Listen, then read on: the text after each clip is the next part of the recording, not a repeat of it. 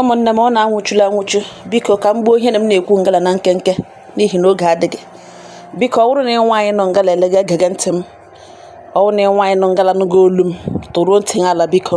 n'ihi na ọ dị mkpa ihe m na-aga iko ngala ugbo na ọ dị mkpa. Ọ bụrụ na ịlụọla di ndị obodo dị kpọrọ ụmụnna ha bịa na ụmụnna kenye ga-emere nne na nna gị ihe mee omenala kwụ ụgwọ isi ṅụ gị na di ga-ebiwe. Ọ wụrụzie na ọ dabara ha unu abụọ esewe sigide okwu ahụ gị buo ngwongwo na na-alụzi oke nwoke si na ọ na-alụzi onye ọbụla nọrọ onwe gị buru akpa ṅụ birizie ebe ọzọ unu ahụ gazi ha anya unu emekọrịtagazi hụ ịnọrọ n'onwe ya nọrọ n'onwe afọ na-agụala gị chọpụta na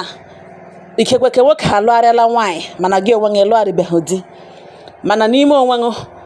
marriage ahụ unu agbasala ya unu ebizi ọwa afọ 5 ọwa afọ 10 ka onye ọbụla nọrọ onwe ya. Nwanne m nwaanyị ị ka dị married to this man ma ọ bụrụ na abịahụ bịa nara ihe nọ n'isi ṅụ ihe mere hụ n'isi ṅụ ọwụ na anaghị abịahụ bịa nara isi nne ego ahụ akwụrụ n'isi ṅụ. Nwanne m nwaanyị ị ka dị married to this man. Biko unu mana aga m ekwucha na hapụ ịgwa ọnụ ihe kpatara m ji na-ekwu ihe m na-ekwu. Ihe mgbe m kwuru ngala ugbo ọ ya ka otu nwanne anyị nwaanyị ọrịaga n'ụdị pụrụ iche wụọkwa problem nyekwara onwe ya onwe wụọ hakwara problem add to the matter. Ọ gịnị kpatara ya? Ọ hụrụ nwa okorobịa ya na ya abụọ mega ihe okwu eruo n'ọlụlụ after 1 year ya na ya abụọ yiri ya wụrụ na ke nwaanyị na-alụ bole di before ọ lụọla di ya na di ya ọ dabaziri ha ya ebu akpa ya gawara onwe ke nwoke alụgharịrị nwaanyị. Ihe ahụ ihe mere 7 years ago mana bịa nara ihe kwụrụ n'isi ya. Ọwụọ ya ka ọ hụrụ nwa okorobịa ọrụ ya mma ya na ya abụọ mega ihe okwu eruo na aga m alụ enwekwana ha eshi o wepụtara ọnụ gwa ke nwoke na adị ama mana ya alụbụkwele di mana ọ daba ọgwa hụ ke nwoke ma ọ fọzikwe na ya mụrụ ya otu mkpụrụ nwa di ya kpokporo nwa ụmụnne di ya nara ya nwa ya dị ọlụrụ na nwata. Enweghị mgbe o wepụtara ọnụ gwa ke nwoke sị adị ama ma lekwe status ya na ya alụbụkwele di before lekwe ihe mere nle ihe ọgweghị okwute ihe dị otu ahụ.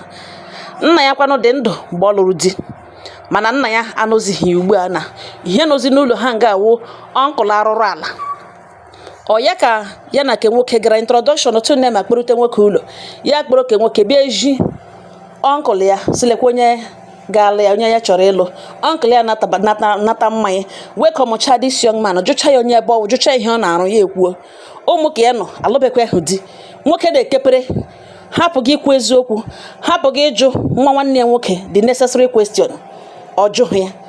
ya agba nkịta nabatachana ke nwoke. Ọ ya ka ke nwoke nọ ntere tige date echi ọ ga-akpọ ụmụnna ya abịa achata moto mmadụ eju bọs ha wụchasịa bụ ihe ndị edere na list ngazi ka ọnkụl ya bịaziri n'ihu ọgbọ ndị mmadụ biko sị ka ya nwere ajụjụ ka ya jụọ nwa nwanne ya nwaanyị nọ na ajụjụ biko na na nna ya ọ kwashikwara ndị di ya ihe o mere n'isi ya 7 years ago ọ lụrụ ya kele nọ n'ọsọ na-alụgharịzi dị ugbo na ọ bụrụkwa nna ya ọwụ na nna ya return hụ ihe akwụrụ n'isi ya before ndị ọhụrụ n'ugbo nọ ngala ugbo na ọ dịkwa hụ mma gị mara na a ga-akọlụ ihe a na-eme off ka enwe ike pịa ka ahụ ọnụ. This young man bịara ịlụ this lady nọgazi this one na for the first time ụmụnne nna ya onye ọbụla na-agbaghara asọlụgwene dị ngwa gịnị ka akọga ihe ka okwu dagharịa chenji topic ozugbo ihe ya wa ajụjụ kwesịrị ịjụ nwa nwanne ya nwoke na-azụ na without ndị a maṅụ enwe ike mezie ihe kwesịrị imezi before ndị ọgọ ọhụrụ a na-abịa mana o meghị ya ọgọ arụrụ ala. Ọ ya ka a suspendela ihe niile a na-eme na onye ọbụla lashala ke nwoke na onye kpọrọ maka ọgara m ihe n'obi na ọgbawale na this girl ọwụdodo na ọ lụrụ di before na ọgwatụghị ya na ntị ya enweghị otu o shiri gwatụpa ikiri na oruzie ntụrụ nke ọnkụl arụrụ ala ya very old man very ugbu a ka ya matara ihe ụmụ agbọghọ ejighị eche nga asị na ọnwụ ụmụ ọnkụl enwe bekee lụrụ di nweta nga ha hacha n'ikpiti ya nwoke arụrụ ala mgbe mmadụ ga-arụgide arụrụ ala imuli enye eshizi arụrụ ala nwa nwanne ya nwoke nwụrụ anwụ. The only mistake this lady mere gịnị ọ gwaghị agwa ke nwoke na adị ama mana ya alụbụkwele di ihe ewe ihe di ya lụrụ n'anya nwata mgbe nna ya dị ndụ o kweghị agwa ke nwoke ọ gwakwana ya sef si ya mụọ na nwa. Ụmụnne m okwu na ahụkwala ọ gịnị ụdị oke secret a oke secret maka ekwesịrị okwukwu apịa ya dezuo ya kene ekweghị okwukwu kene ekwesịghị okwukwu apịazie ya dezie ya ọ gịnị wụ oke secret a ụmụnne m mara ejiri mgbe ekwebeile ọ gịnị kwebeghịrị ya mgbe mmadụ nọ filie na ọ ga-ahaidecha ihe niile pịa ihe niile denwe bịa kwuo nwekwuo ọnkụl arụrụ ala mana nwa nwanne ya nwoke na-alụọla di and ọ dị awe na ya na di ya bizi hụ ọ jụkwana ihe asị adị ama nna ya owelakwara ihe ọ nara ndị dị mgbe ọrụ ndụ bifo ya nwụọ ọ jụghị nwatakịrị ajụjụ mmadụ na-ajụ nwa nwanne ya nwoke ọ jụghị ya echi ọ gazibe eji ajụjụ ya wee shi agbaziri bịa mee ihe this young man bịakwara visit ya zụọrọ ya mma ime onwe introduce ya nabata gakpo ndị agbata ha bịa nabatacha this man anarazie list oruzie mgbe a na-abịazi ime ihe obodo abụọ agbawụọ ka nwoke nọ jụgazi nwa nwanne ya nwoke si biko bifo ya eme mistake ya na-ekwesịghị ime na ndị mbụ bịara be ịlụ ya na nna ya ọkwụghachikwara ihe a kwụrụ n'isi ya bifo ya nwụọ n'ihi na ọ wụrụ ya kere di ọ nna ya kere di ya mahụ ma orite ọnụrụ ha ego isi nne ego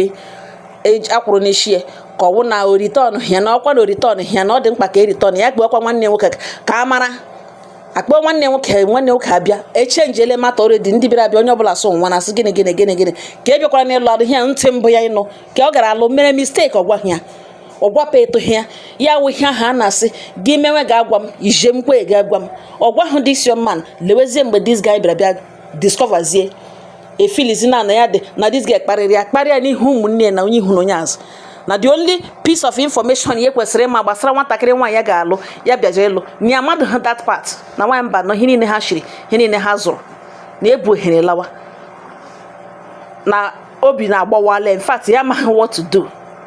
na after everything ọ bụrụ na mpa ya return hụ ihe akwụrụ n'isi the girl na mpa ya return ha kpọwaziele ndị ka ahụ na ndị ka ahụ sị na ha enweghị time na ha mgbe ha nwere time ha mara ihe ha kwuga na ọta ka nwa ha pụrụ n'ụlọ ha ga-eji abịa asị ha bịa were ha ihe ha kwụrụ n'isi na ọta ka nwa taa ka ha ma na ha na nwa ha na-ebizi taa ka ha chọrọ ịbịa a na-akọ ihe na-agbago enwebedo ka ahụ emejibedo okwu ebe ahụ ma ọ fọzikwe ya nwa na ụfọdụ ihe ndị a zụchiri ma gịnị na iwe n'ogbe gbuole nwaanyị mba nọ na ngwata ụmụnne anyị isi na gị na mmadụ na-aga ibi na-aga ibi tili ọnwa ekewa ụlọ e nwere ụfọdụ ihe ị na-aga ezoro the person. This is not one of them. I kwesịghị izo ya atọl enweghị ihe kwesịrị ka izo nke a dị very very necessary ka nwoke ịdị aware ihe awụ ihe a na-eme apịakwa ya dekwa ya ka akwa were dekpo ya ị ga-edekpo ya for how long ọwụ ndị obodo unu gbakọrọ agbakọ ka ịṅụ dike mbụ ekere ṅụ ha gụkwa agbakọ ikekwe nke abụọ otu ọbụla esi mee onye obodo unu ga-atụpụtarịrị ọka eji ndị ọgọ bịara anụpere enwe obodo na-enweghị ndị arụrụ ala ndị mgbenye ọka enweghị na-aga ezoli ihe ahụ na-awụ naanị gị ma about it ọwụzighị secret kwuo ihe ị kwesịrị ikwu mgbe ị kwesịrị ikwu ya wụ na ị nọ nga mgbe nwere otu echi gị na di gị shi gbasaa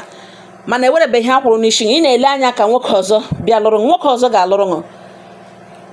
ọ wụ otu o mere nke na-adaba ma ọ dabara gị na nwa ugo ọ ga-adabara gị na nwa egbe definitely nwoke ọzọ ga-abịa lụrụ gị mana mee ka nwoke ahụ mara biko nwanne m nwaanyị ga-ege m ntị n'olu mee ka nwoke ahụ mara na adịghị ama na ịlụbukwele di ka nwakwana ahụ make sure na esetịrị gị free and the only way to set you free from that marriage wu ịbịakwota ahụ isi gada eme ihe isi ṅụ lụọ ṅụ ha gadakwa like that ṅụọ mmanya gbusa onye ji ka o ji ewelite ha eweghara ihe ha kwụrụ n'isi ṅụ amara na marriage ahụ egbusala ya anaghị eji anụ ma ebigezi gị bụrụ ngwongwo nga ebe ọzọ ga-ebiri na-eji ya gbasa marriage ọwụghị otu a ka unu si bịa baiga n'ime marriage otu unu si baa ka unu ga-esi apụta agbakọ lụọ agakwa agbakọ egbubi ihe nụ n'isi biko ụfọdụ ụmụnna anyị mege mistake a ụfọdụ bịa ha sị ya kemgbe 10 years mụ na ya ebiba obizi ọ lụgharịrịla nwaanyị ọ lụgharịrịla di ụnụ abụọ ka dị married and the second marriage ka dị invalid because the previous marriage ka dị outstanding dissolve beghị ya biko ụmụnne m onye ọbụla kpachapụ anya mara kwuo ihe o kwesịrị ikwu mgbe o kwesịrị ikwu ya ọ nga ọha nọ m n'ọnụ udo dịrị unu.